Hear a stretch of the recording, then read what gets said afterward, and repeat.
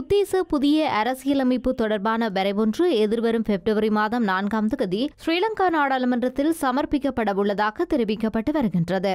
எனினும் இந்த வரைவை உயிர் தியாகம் செய்தேனும் தோற்கடித்து காட்டுவதாக எதிர்க்கட்சித் தலைவர் மஹிந்த ராஜபக்ஷ தலைமையிலான தரப்பினர் சூளுரைத்து வருகின்றனர். இந்த நிலையில் நாளைய தினம் கொண்டாடப்படவுள்ள தைப்பொங்கல் வைபவத்தை முன்னிட்டு உலர் உணவுப் பொருட்களை வழங்கி வைக்கும் நிகழ்வொன்று ஸ்ரீலங்கா தலைநகர் கொழும்பில் உள்ள சுகதாச உள்ளக அரங்கிற்கு முன்பாக இன்றைய தினம் காலை நடைபெற்றது. புலமண்டல் பகுதியில் உள்ள இந்துக்களுக்காக முன்வைக்கப்பட்ட இந்த நிகழ்வில் பிரதம அதிதியாக ஐக்கிய தேசிய கட்சியின் உப தலைவரும் வர்த்தக அபிவிருத்தி அமைச்சருமான ரவி கருணாநாயக்க கலந்து கொண்டார்.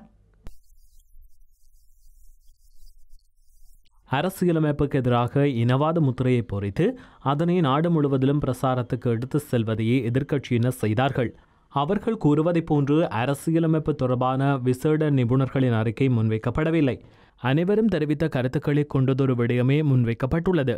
நாட்டு மக்களுக்கு ஏற்ற கருத்துக்களில் முக்கியமானவை எவையோ அவற்றை முன்வைப்பதே எமது அபிலாஷையாகும். எனவே இனவாதத்தை ஒரு புறத்தில் வைத்துவிட்டு தேர்தல் மேடைகளில் கூறியவற்றை நடைமுறைப்படுத்தும் காலம் வந்துவிட்டது.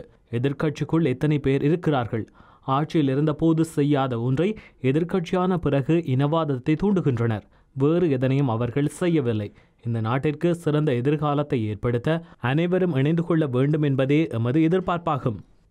இதேவேளை முன்னாள் பாதுகாப்பு செயலாளர் கோட்டபாய ராஜபக்ஷ எதிர்வரும் ஜனாதிபதி தேர்தலில் போட்டியிடப் போவதாக ஊடகங்களில் மீண்டும் செய்திகள் வெளியிடப்பட்டு வருவதோடு தனது உத்தியோகபூர்வ முகப்புத்தகத்திலும் இந்த விடயத்தை கோட்டாபாய தெரிவித்திருக்கின்றார். இதுகுறித்து அமைச்சர் ரவி கருணாநாயக்கவிடம் ஊடகவியலாளர்கள் வினவினர். எனினும் ஜனாதிபதி தேர்தலுக்கு தாங்கள் தயார் என்று அனைவராலும் கூற முடியும். ஊடகவியலாளர்களாகிய நீங்களும் ஜனாதிபதி வேட்பாளராக முடியும் என்றும் பதிலளித்தார்.